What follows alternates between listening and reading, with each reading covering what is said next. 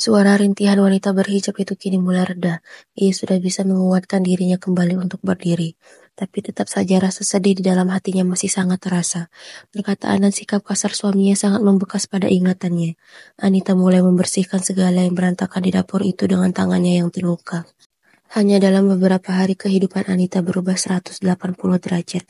Rasa sakit ini lebih dahsyat rasanya dibandingkan dengan kejadian kecelakaan yang pernah ia alami. Ya Allah, kenapa Kak Malik bersikap seperti ini padaku?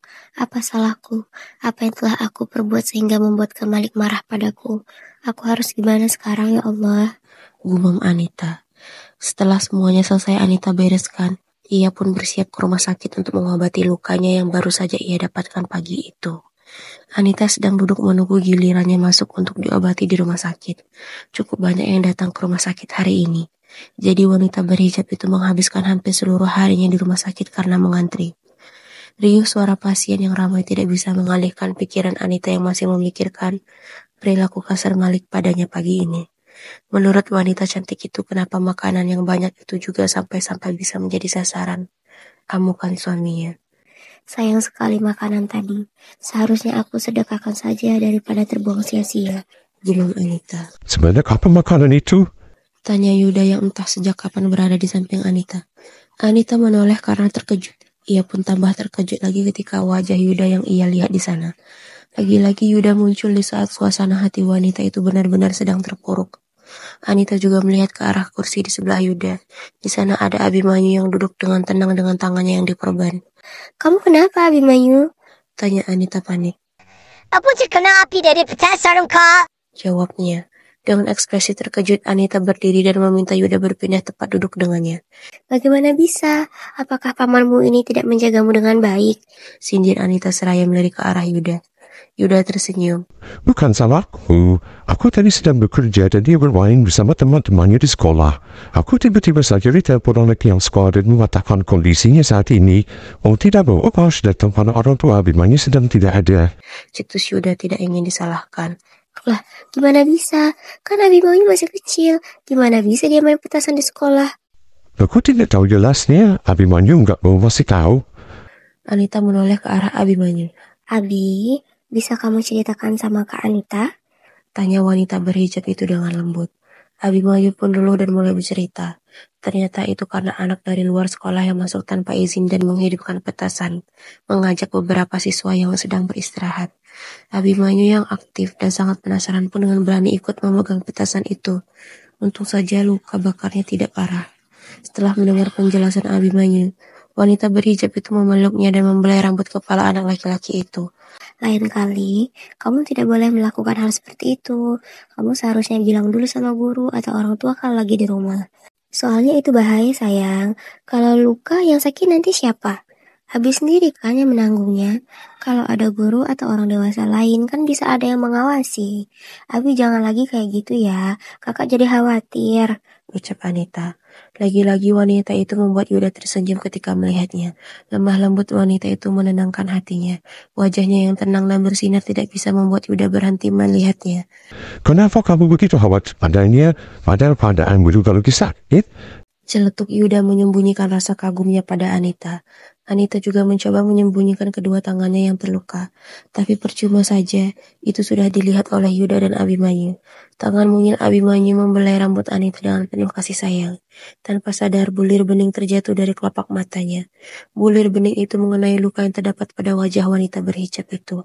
Sehingga resep pedih itu kembali mengingatkannya pada kejadian yang terjadi pada pagi itu. Nyonya Anita, silakan masuk. Panggil asisten dokter. Yuda yang tadinya hendak bertanya apa yang terjadi pun mengurungkan niatnya. Anita menghapus bulir bening itu lalu berdiri. Kakak duluan ya sayang. Ucapnya pada Abimanyu kemudian tersenyum pada Yuda. Mata sendu dan sayu dari wanita itu kini membuat Yuda bertambah khawatir. Pikiran negatif mulai menggerogoti pikirannya. Ditambah lagi, jika kembali pada saat ia pertama kali bertemu dengan Anita, ketika wanita itu ditarik paksa oleh suaminya, membuat pria itu takut Anita mendapatkan kekerasan dalam rumah tangga. Abimanyu menggapai kemeja yang dikenakan oleh Yuda. Kepalanya menunggak melihat ke arah Yuda. Kak, apakah Anita nggak apa-apa? Aku jadi sedih ngeliat mata Anita tadi. Ucapnya. Pria tampan dan lembut itu menghalus lembab pipi gemas Abimanyu. Kak Anita nggak apa-apa. Kalau ada yang nakal sama Kak Anita, nanti kita yang maju melawannya. Abimanyu kan udah gede, udah bisa berkelahi bukan? Ucap Yuda menenangkan anak laki-laki itu. Tapi Abimanyu tiba-tiba menepis tangan Yuda dari pipinya. Kata ibu guru nggak boleh berkelahi. Kak Yuda ini macamnya nggak benar. Celetuk Abimanyu. Yuda pun tersenyum dan menampakkan sederet giginya yang rapi.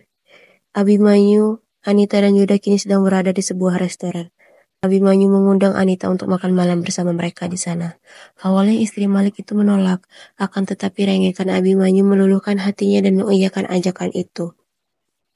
Ketika makanan yang dipesan tiba, mereka semua baru menyadari bahwa kedua tangan Anita yang terluka menyulitkannya untuk bisa makan. Anita dan Yuda saling tatap satu sama lain. Bolehkah aku menyuapimu? Tanya Yuda. Anita pun bimbang di saat itu, karena tangan Abimanyu juga yang terluka adalah tangan kanannya. Akhirnya Yuda menyuapi Anita dan anak laki-laki itu. Jujur saja perasaan Anita saat itu sangat khawatir. Ia khawatir akan ada fitnah jika ada yang melihat mereka. Akan tetapi maksud Yuda itu baik. Jika bukan karena Yuda, wanita itu tidak akan bisa makan seharian itu. Karena ia juga tidak berani untuk menghubungi orang tuanya. Ia khawatir jika orang tuanya tahu apa yang terjadi pada rumah tangganya, maka penyakit mamanya akan kambuh. Anita, anggap aja aku sekarang ini adalah pengawal lagi kamu sewa untuk membantu kamu yang lagi sakit. Yuda juga gitu kalau ada yang kenal sama kamu dan melihat kita saat ini. Ucap Yuda yang mengetahui kekhawatiran Anita saat itu.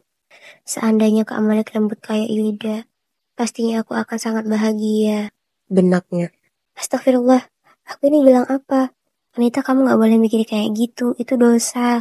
Sambung Anita di dalam pikirannya. Bukan mulutmu Anita. Apa yang kau pikirkan? Ucap Yuda melihat Anita yang melamun.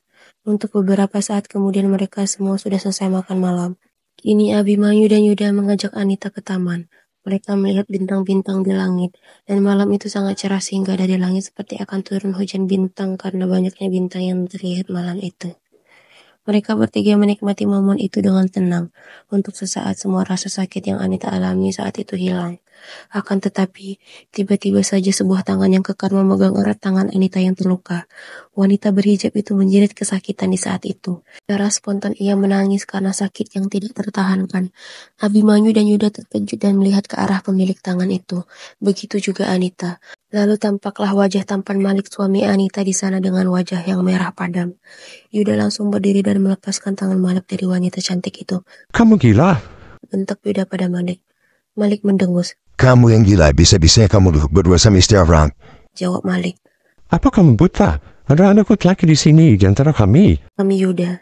Sudahlah, aku nggak keluar sama kamu. Aku cuma mau bawa pulang istriku yang nakal ini. Ciptus Malik. Bak tertimpa bintang jatuh. Lemah semua tubuh Anita mendengar kata-kata Malik. Lagi-lagi perkataan suaminya seperti busur panah yang menusuk jantungnya. Lalu Malik menarik lengan wanita itu ke arahnya. Tapi di saat yang sama Yuda juga tidak mau merelakan Malik membawa Anita walaupun wanita itu adalah istrinya. Lalu Malik dan Yuda saling tatap dengan emosi satu sama lain. Bersambung.